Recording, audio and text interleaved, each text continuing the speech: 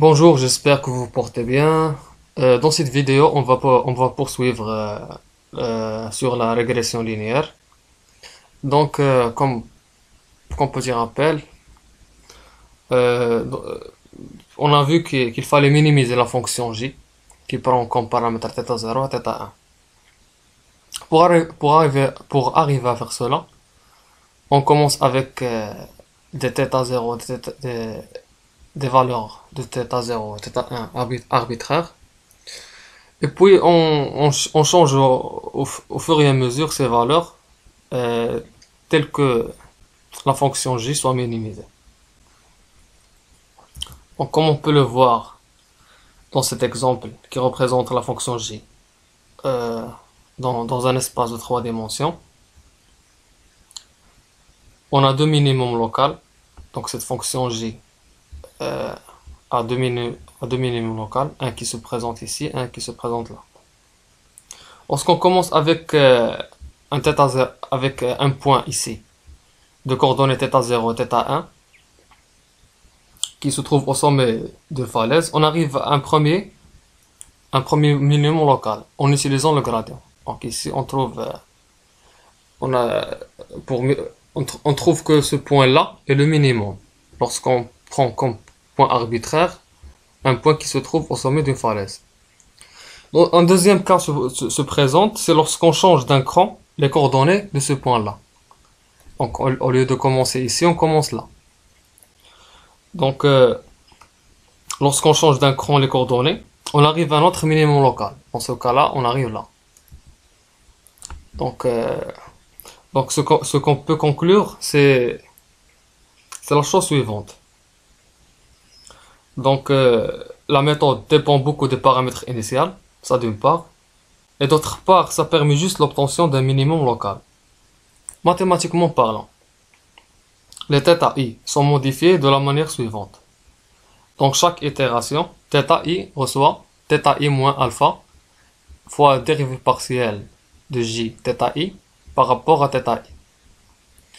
Donc dans ce cas-là, si alpha est très petit, le gradient peut être très lent. Donc comme on peut voir dans ce premier exemple. Donc lorsqu'on θ est très très petit,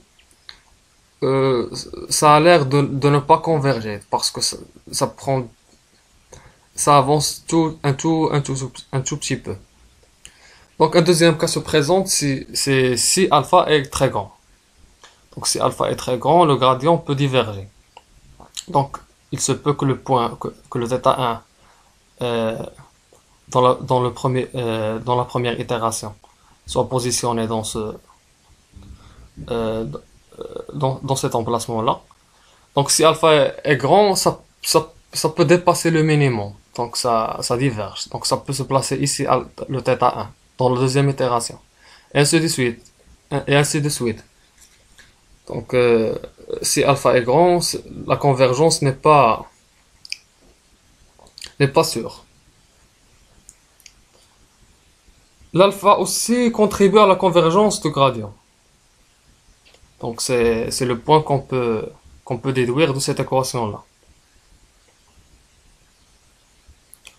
Donc après on présente l'algorithme du gradient.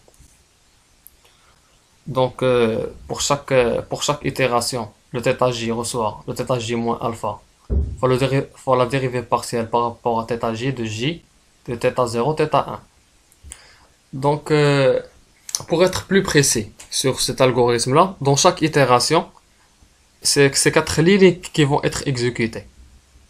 Donc la première ligne, c'est on va affecter à une variable temporaire la valeur de θ0 et on va affecter à une valeur temporaire temp1 la valeur de θ1. Ensuite, le θ0 va prendre la valeur de la variable temporaire temp0 et le θ1 va prendre la valeur de temp1. Donc on, on va reprendre ces quatre lignes jusqu'à la convergence. Donc ce slide-là va présenter le calcul mathématique des dérivées partielles. Donc pour le j est égal à 0, la dérivée partielle va donner 1 sur m fois la sommation de 1 jusqu'à m de hθ xi moins yi. Et pour le j est égal à 1, ça va donner 1 sur m fois la sommation de 1 jusqu'à m de la fonction hθ xi moins yi fois xi. Donc une fois les θ i trouvés, on arrive à tracer notre modèle et à prédire le prix de la maison recherchée. Donc ici, une fois θi, θ0 et θ1 trouvés, on parvient à tracer la droite. Parce que la droite si vous vous rappelez bien, la droite a une équation qui s'écrit sous forme de θ0 xi plus θ1.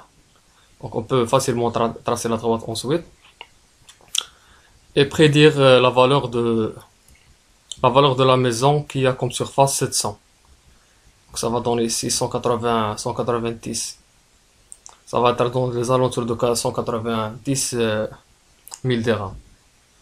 Donc avec ceci, je termine ce chapitre du machine learning. Et en attendant la prochaine vidéo, je vous souhaite une bonne journée. Et si vous avez des remarques, n'hésitez pas à les poster. Donc à la prochaine.